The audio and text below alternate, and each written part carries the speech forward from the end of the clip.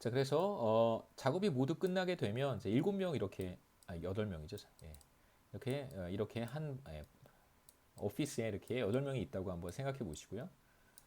자, 그러면 여기 있는 사람이 쭉 돌면서 다른 사람들, 다른 친구들의 그 편지 봉투 만든 거를 쭉 둘러보면서 평가를 하는 거예요. 모두 몇 개를 만들었는지, 그 다음에 이제 이그제민을 하는 겁니다. 모두 몇 개를 완성했는지 주어진 시간 30분 동안, 그 다음에 이제 퀄러티도 점수를 매기는 거예요. 개수와 퀄러티를 동시에 평가를 하는 것입니다. 그래서 그 퀄러티 평가는 이제 예를 들면 0에서 1점 사이에 이제 점수를 주는 것이죠. 퀄러티가 좋으면 뭐 1점을 받는 것이고요. 퀄러티가 떨어지면 이제 0점에 가까운 점수를 부여하는 것입니다. 그래서 만일 이제 어떤 미국 학생은 이러한 편지를 주고받는 일의 경험이 굉장히 많아서 어떻게 주소를 쓰는 것이 뭐 정석이라고 말하기는 좀 그렇지만 우체국에서 어떻게 주소를 써야 편지가 중간에 어떻게 누락되지 않고 분실되거나 뭐 그러지 않고 정확히 배달될 수 있는지에 대한 그런 경험을 가지고 있는 사람도 있을 수 있고요. 그런 사람은 당연히 굉장히 높은 퀄러티의 점수를 동료들이 부여했을 것이고, 그 다음에 이제 아까 말씀드렸듯이 인터내셔널 스튜던트 같은 경우에는 사실 잘 모르잖아요. 집 코드를 먼저 쓸 수도 있고, 집 코드를 밑에다 쓸 수도 있습니다. 편지 봉투를 많이 받아봐야 사실 뭐 많이 받아보고 많이 써보고 그래봐야 그런 경험이 생기는 건데, 이제 그래서 인터내셔널 스튜던트 같은 경우에는 다른 어떤 미국 학생이 인터내셔널 스튜던트를 평가한다고 하면 아무래도 개수는 뭐 속이기 조금 어려울 수도 있잖아요. 네, 확실히 퀄러티는 낮게 평가할 가능성도 있습니다. 자, 그래서 상호 간의 평가를 하게 되고요. 굉장히 중요합니다, 이따가.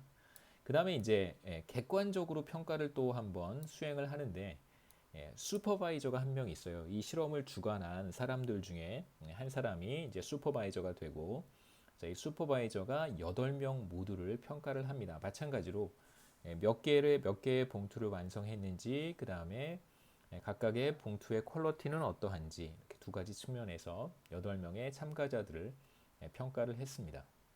그래서 다시 한번 말씀드리면 슈퍼바이저가 평가를 모두 다 하고요. 그 다음에 거기에 추가로 자신이 아닌 다른 사람들의 이제 봉투들을 동시에 상호 평가를 했습니다. 자, 그 다음에 공정성을 기하기 위해서 사실 여기서 공정성이라는 표현은 좀 그렇긴 한데요. 여기에 이제 외부의 전문가를 모셨습니다. 어떤 전문가냐면 그 우체국에서 일하시는 딜리버리를 하시는 이제 예, 캐리어라고 부르죠. 레터 캐리어. 집배원 우리 선생님을 모셔서 과연 그 이 학생들이 만든 봉투가 괜찮은지, 그래서 실제로 슈퍼바이저의 역할은 제가 뭐 조금 이따 다시 말씀드리겠지만 여기서 슈퍼바이저와 뭐죠 저기 우체국 직원, 우체국 직원과 슈퍼바이저의 역할의 차이는 뭐냐면요. 슈퍼바이저는 실제로 슈퍼바이저의 평가에 따라서 급여를 지급하는 거예요. 이 학생들한테 실험에 참가해서 그냥 가는 게 아니고요. 실험에 참가한 학생들이 자신의 성과에 따라서 퀀터티와 퀄러티 몇 개의 봉투를 만들었는지, 그 다음에 퀄러티가 어떤지 이 두 가지를 평가를 해서 급여를 지급하는 것이 이제 그 급여 지급의 어떤 기준이 되는 것이 슈퍼바이저의 평가고요. 그 다음에 이제 US 포스털 서비스에서 오신 그 직원의 평가는 그 객관적으로 봤을 때 봉투가 제대로 만들어졌는지 이것을 객관적으로 평가하기 위해서 이제 모신 것입니다. 나중에 제가 그 차이를 말씀을 드릴게요. 다시 한번. 그래서 레터 캐리어의 평가는 사실상 급여와는 아무 관련이 없습니다. 이 사람의 평가가 좋다 그래서 돈을 더 받는 것도 아니고요. 이 사람의 평가가 나쁘다 그래서 돈을 적게 받는 것도 아닙니다. 다만 이제 레터 캐리어의 평가가 사실 가장 객관적인 어떤 기준이 될 수 있겠죠. 자, 모두 네 가지 트리트먼트가 있었는데요. 그 224명의 학생들이 모두 4개의 서로 다른 트리트먼트에 참여를 했습니다. 첫 번째 트리트먼트는 이게 이제 뭐냐면요. 우리가 어떤 제약회사에서 약을 만들게 되면 그 약을 실험을 하잖아요. 그렇죠? 그래서 실험군과 대조군을 이렇게 구분을 해서 실제 약을 투입하는 이 그룹을 트리트먼트 그룹이라고 부르고 실험군이라고 부르죠. 그 다음에 이쪽에는 사실 약을 주지 않고 이걸 약이라고 속이고 가짜 약, 그러니까 플라시보라고 해서 위약이라고 하죠. 가짜 약을 줘요. 예를 들면 뭐 새로 나온 소화제를 이렇게 여기 진짜 트리트먼트 그룹에는 새로 나온 소화제를 주고요. 그 다음에 이쪽 컨트롤 그룹이라고 얘기를 합니다. 이 컨트롤 그룹에는 예, 진짜 약이라고 거짓말을 하고 이제 플라시보를 주는 것이죠. 이런 식으로 이걸 이제 우리가 트리트먼트라고 하는데요. 자, 이 트리트먼트가 크게 네 가지인데 제가 여기서는 세 가지만 소개하도록 하겠습니다.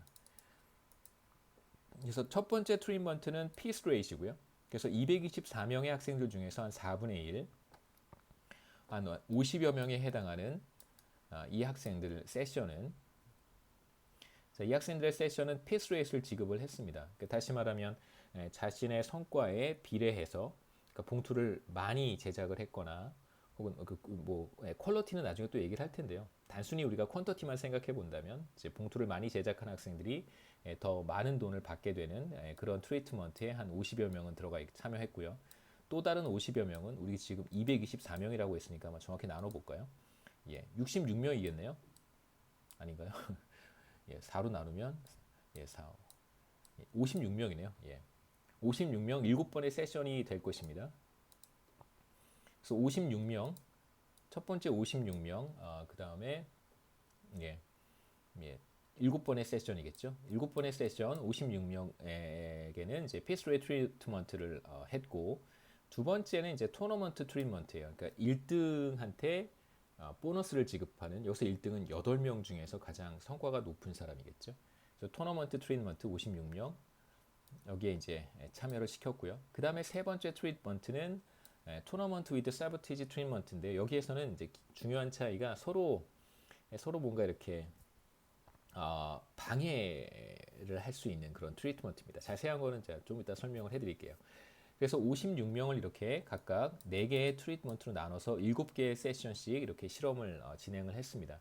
그래서 뭐 여러분이 여기에 들어갔을 수도 있고, 뭐 여기에 들어갔을 수도 있고, 여기에 들어갔을 수도 있고, 물론 이제 사람마다 차이가 있겠죠. 피스레이 트리트먼트에 참여한 사람과 예를 들면 토너먼트 트리트먼트에 참여한 사람이 기본적으로 다른 사람이 참여한 거잖아요. 똑같은 사람이 다 참여한 것은 아니고 다른 사람들이 참여했기 때문에 각각의 트리트먼트의 결과가 물론 사람의 차이에서 올 수도 있어요. 똑같은 사람을 각각 이렇게 다 테스트한 것은 아니기 때문에 이제 하지만 이제 우리가 경제학에서 뭐 계량 경제학이나 경제 통계학이라 이런 이제 과목들을 배우는 이유가 뭐냐면 제약 실험도 마찬가지잖아요. 트리트먼트 그룹과 컨트롤 그룹이 있어요. 진짜 약을 받는 그룹과 이제 플라시보를 받는 그룹이 따로 있는데 사실 이 그룹에 있는 사람들과 이 그룹에 있는 사람들은 본질적으로 다른 사람들이잖아요. 그럼에도 불구하고 우리가 참여자들의 숫자가 비교적 적지 않다면 그 적다 많다의 기준은 대략 한 20여 명 정도 됩니다. 샘플 사이즈가 한 20여 명이 넘으면 그러면 이제 그러한 사람마다 가지고 있는 고유한 차이점들이 어느 정도 이렇게 평균 에버리지 아웃 된다고 얘기하거든요. 이제 그래서 뭐 조금 더 건강한 사람, 뭐 조금 덜 건강한 사람, 뭐 이런 이제 특성의 차이들이 예를 들면 우리 실험에서는 더 이기적인 사람, 뭐 좀 더 이타적인 사람, 뭐 이런 차이들이 성향의 차이들이 있을 수 있잖아요.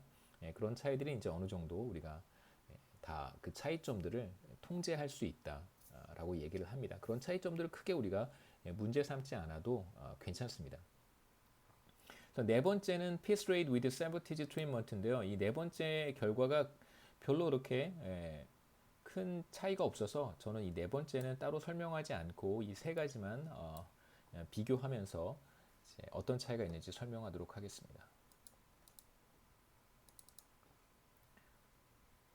자, 첫 번째, 두 번째, 세 번째 트리트먼트에서 사실 가장 중요한 것은 자, 페이가 어떻게 설정되는가, 페이 스킴이 어떤가를 보는 것인데요. 우선 피스 레이트부터 제가 페이 스킴을 설명하도록 하겠습니다.